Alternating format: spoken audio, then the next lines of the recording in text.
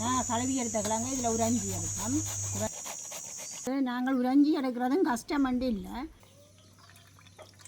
நாங்கள் எல்லாம் புளிஞ்சு எடுத்துட்டோம். அடுப்பு நல்லா இருந்தது. நான் அடுப்பில் வைக்க போகிறேன். சம்பல் நல்லா இடிபட்டு வந்துட்டுது. நான் சம்பளம் இறக்கி எடுக்க போகிறேன். நல்லா சிவப்பு சம்பளாக வந்துருக்கு. நினைச்ச உடனே செய்து கொள்ளலாம். எங்களுக்கு மரவள்ளிக்கிழங்கு போட்டு சாப்பிடணுமெண்டா உடனே செய்து கொள்ளலாம். வணக்கம் ராவுகளே. இன்றைக்கும் பார்த்தீங்கன்னா ஒரு அருமையான சமையல் காணொலி ஒன்று தான். என்ன காணொலின்னு பார்த்தீங்கன்னா நாங்கள் இன்றைக்கு சந்தையில் போய் மரவள்ளிக்கிழங்கு வாங்கிக்கொண்டு வந்து அந்த மரவள்ளிக்கிழங்கு வச்சு அருமையான ஒரு மரவள்ளிக்கிழங்கு புட்டு தான் நான் வச்சு எடுக்க போகிறோம். அதோட இந்த மரவள்ளிக்கிழங்கு புட்டோடு சேர்த்து சாப்பிட்றதுக்காக நாங்கள் நல்ல உரலில் அடித்த சம்பல் தான் நாங்கள் சேர்த்து எடுக்க போகிறோம். அப்போ இன்றைக்கு இந்த காணொலி ஒரு அருமையான காணொலியாக இருக்கும். வாங்க அப்படியே காணொலிக்குள்ளே போகலாம். நாங்கள் இப்போ மரவள்ளிக்கிழங்கு எல்லாம் எடுத்து கழுவி எடுத்துட்டோம். இதை உரிச்சு எடுக்க போகிறோம். மரவள்ளிக்கிழங்கு இப்போ கொஞ்சம் தட்டுப்பாடு எடுக்கிறோம், கொஞ்சம் கஷ்டம். எல்லார்கிட்டையும் இல்லை. சில காலத்தில் எடுக்கலாம், எல்லார்கிட்டையுமே இருக்கும். இப்போ சந்தையிலையும் கொஞ்சம் தட்டுப்பாடு தான். உங்களுக்கு இந்த கிழங்கு உரியக்க தெரியும். நல்ல கிழங்கோ கூடாது. இது நல்ல கிழங்கு. இந்த இப்படி தோல் உரிஞ்சு விராட்டிக்கு அது அவியாது. கிழங்கு சரியில்லை. இது நல்ல கிழங்கு.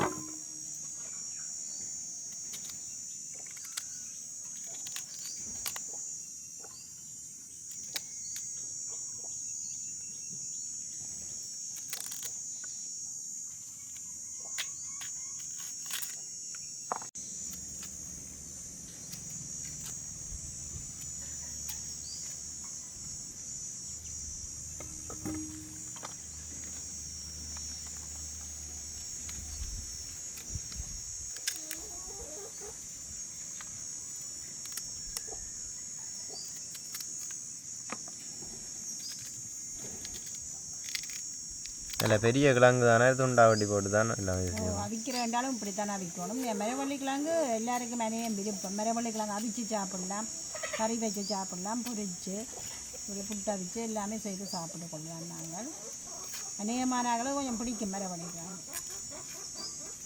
மரவள்ளிக்கிழங்கு வச்சு நல்ல ஒரு சம்பளம் பிடிச்சி எடுத்தா இடிச்சு எடுக்கக்கூடாது, மிக்சியில் அடித்து எடுக்கணும். நல்ல தண்ணி சம்பளம் நல்ல டேஸ்ட்டாக இருக்கும். மழை நேரத்தில் சாப்பிடணும், இன்னும் சூப்பராக இருக்கும்.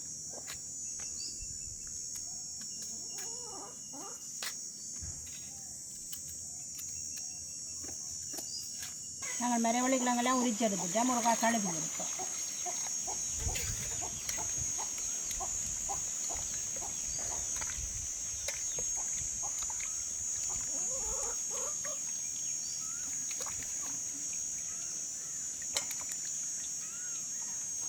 நான் கழுவி எடுத்துக்கலாங்க. இதில் உறைஞ்சி எடுப்போம். உறைஞ்சினா தான் நாங்கள் புட்டு அவிக்கலாம். இப்படி உறைஞ்சி எடுப்போம். நாங்கள் இப்படி வரும். இதில் சின்ன சின்ன பூ மாதிரி கொட்டும்.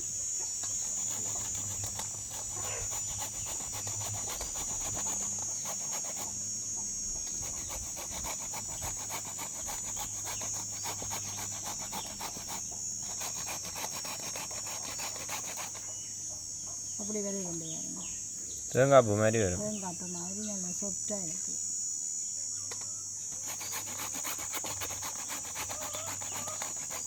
உறைஞ்சி எடுக்கிறது தான் கஷ்டமான வேறு போட. இவ்வளோ கிழங்கு உறைஞ்சி எடுக்கணும். உறைஞ்சி போய் ஏன்னா கை உறைஞ்சா உங்களுக்கு அதெல்லாம் உறைஞ்சிங்க மாறி மாறி செய்கிறதானே. அப்படி தான் செய்யணும் போல கூட கிழங்கு உறைஞ்சி எடுக்க.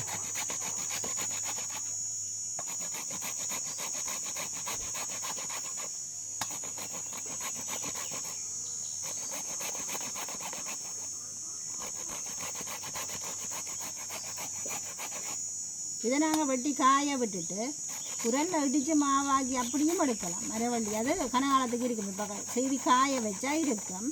பிறகு இடித்து மாவாக்கி புட்டு அவிக்கிறோம். நான் ஒரு துண்டு உறைஞ்சிட்டேன். இந்தளவு இது மரவள்ளிக்கிழங்கு இது வந்திருக்கு எனக்கு.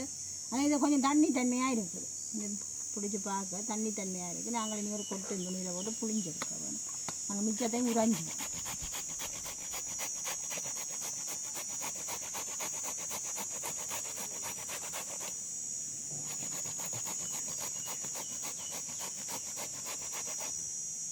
எனக்கு இதுதான் கடைசி துண்டு. எனக்கு உறைஞ்சி முடியுது. இந்த லாபம் நான் உறைஞ்சி எடுத்துட்டேன். நான் சொன்ன ஸ்டார்ட்டில் கை உழைஞ்சாலும் உங்களுக்கு உறைஞ்சது இல்லாமல் அம்மாண்டு கடைசியில் இன்னிலேயே பொறிச்சு விட்டுட்டார். நான் கையுடைய உரைஞ்சி கொண்டு இருக்கிறேன்.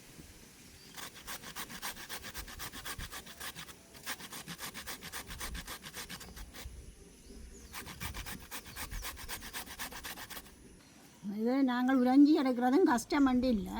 கடை உறைஞ்சி எடுத்துட்டேன் நான். இதே நான் இப்படி பாருங்க, இதில் தண்ணியாக இருக்குது.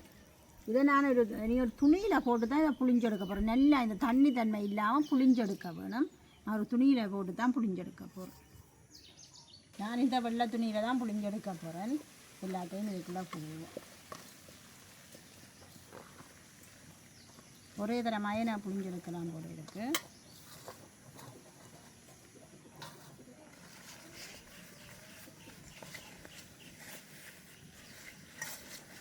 வண்டியை அமர்த்தி பிடிக்க வேணும். பிடிச்சவங்களை இப்படி முறுக்கைங்க வேணும். இப்படி தண்ணி வரும். எவ்வளோ தண்ணி இருக்குண்டு வேணும். ஒடியல் மாவும் இப்படித்தான் புட்டுக்கு புளிஞ்செடுக்கிறது.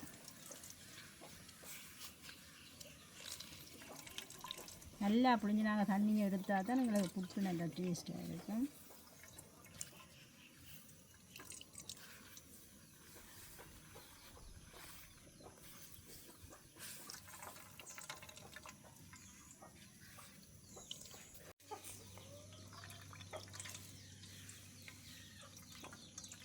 நாங்களெல்லாம் புளிஞ்சு எடுத்துட்டோம். இதை போட்டு தட்டி விடணும்.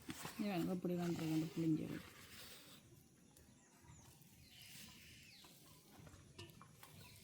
நாங்கள் எல்லாத்தையும் ஊற்றி விட்டுட்டு தேங்காய் திருவி கொண்டு வந்து தேங்காய் போட்டால் சரி. நாங்கள் உப்பும் தேங்காயும் போட்டு எல்லாம் புட்டு மாதிரி கிண்டி போட்டு அவிக்கிறது தான் லேசான வேலை. டக்குண்டு நாங்கள் செய்யலாம்.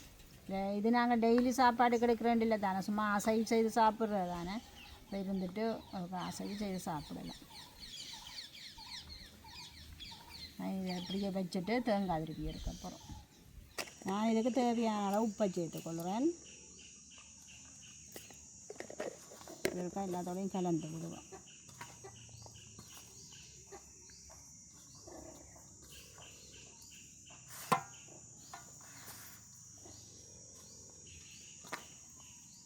சின்ன சின்ன கட்டி மாதிரி இருக்குது. நாங்கள் இறுக்கி புளிஞ்சதானே, அதெல்லாம் உருத்தி விட்டால் தான் எங்களுக்கு உப்பு சேரும்.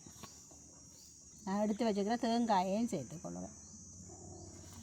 தேங்காய் சேர்த்து எல்லாத்தையும் கலந்து விடுவேன்.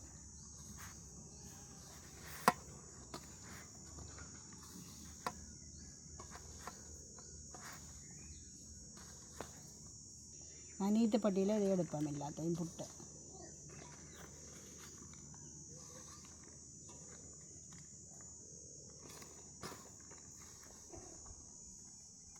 நல்ல வெள்ளையாக பார்க்க வடிவாக இருக்குது.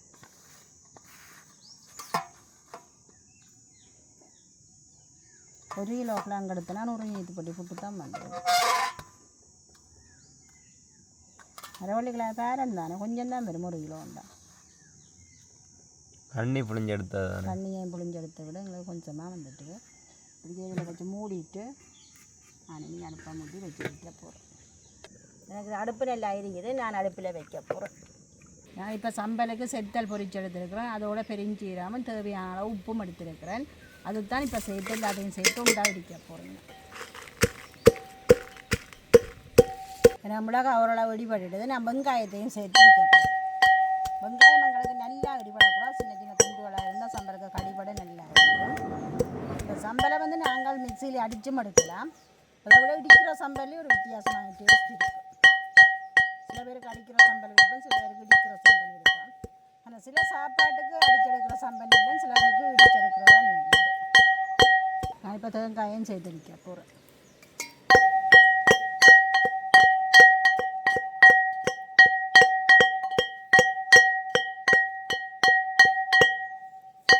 சம்பல் நல்லா இடிபட்டு வந்துட்டுது. நான் சம்பளம் இறக்கி எடுக்க போகிறேன். நல்லா சிவப்பு சம்பலாக வந்திருக்கு. இந்த பொரிச்ச சம்பலுக்கு சில பேர் புளி விடுறத, சில பேர் புளி விடுறதில்லை. நானும் இப்போ புளி பிடி இல்லை. விருப்பமெல்லாம் புளி சேர்த்து கொள்ளலாம். பொரிச்ச மிளகாய்க்கு புளி அவ்வளோ டேஸ்ட்டாக இருக்காது, அதனால் நான் பிடி இல்லை. புட்டை திறந்து பார்ப்போம். எங்களுக்கு புட்டு நல்லா அவிஞ்சு வந்துட்டு ரக்கி எடுப்போம்.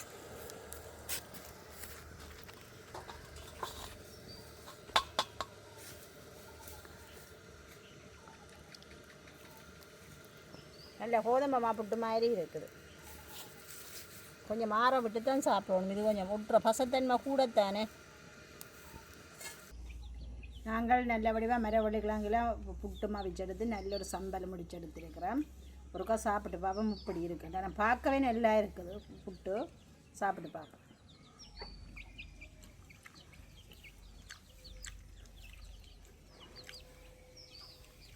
மற்றமா புட்டை விட கொஞ்சம் பசத்தன்மை கூட. மரவள்ளிக்கிழங்கு அவிஞ்சு வரைக்க பசை தானே, இப்படி பசத்தன்மை கூடவே இருக்குது.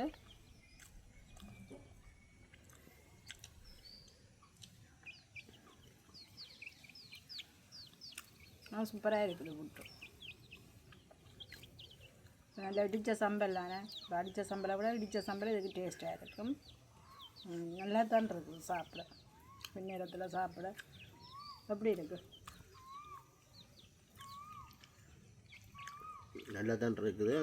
முந்தின காலங்களில் வந்து நாங்கள் இப்படிலாம் செய்து சாப்பிடல. மரக்கிழங்கை மட்டும் அவிச்சு போட்டு மற்றது மரக்கிழங்கு சீவி காய போட்டு புட்டை வைக்கிறோம் அப்படிலாம் செய்கிறாங்க. இது வந்து பச்சை மரக்கிழங்குலேருந்து உடனடியாக புட்டை வைக்கக்கூடிய மாதிரி நாங்கள் செய்கிறோம். முந்தையும் சீவி காய போட்டு தான் மாவை விடலில் போட்டு இடித்து மாவெடுத்து அடித்து புட்டுக்கு சேர்க்குறாங்க. இப்போ அப்படி இல்லை. இப்போ பச்சை இதில் வந்து தட்டில் கரெக்ட் தட்டில் சீவி போட்டு அதை கழுவி போட்டு திருப்பி புட்டு மாயை குழச்சி தேங்காவும் போட்டு அவிச்சோம்னா புட்டு அதை விட டேஸ்ட்டாக இருக்குது. மரக்கிழங்கு அவிச்சு சாப்பிட்றத விட டேஸ்ட்டாக இருக்குது. நல்ல சொப்டாகவும் இருக்குது, சாப்பிடக்கூடிய மாதிரியும் இருக்குது. நினைச்ச உடனே செய்து கொள்ளலாம். எங்களுக்கு மரவள்ளிக்கிழங்கு புட்டு சாப்பிடணுமெண்டா உடனே செய்து கொள்ளலாம். உடனே செய்து உடனே சாப்பிட வேணும். நல்ல ஒரு சுவையாக தான் இருக்கும். மேலே டைம் எடுக்க நீங்கள் இப்படி ஒருக்கா ட்ரை பண்ணி பாருங்க. இப்போ நாங்கள் இதோட இந்த காணொலியை முடிச்சு கொள்கிறோம். பாய்.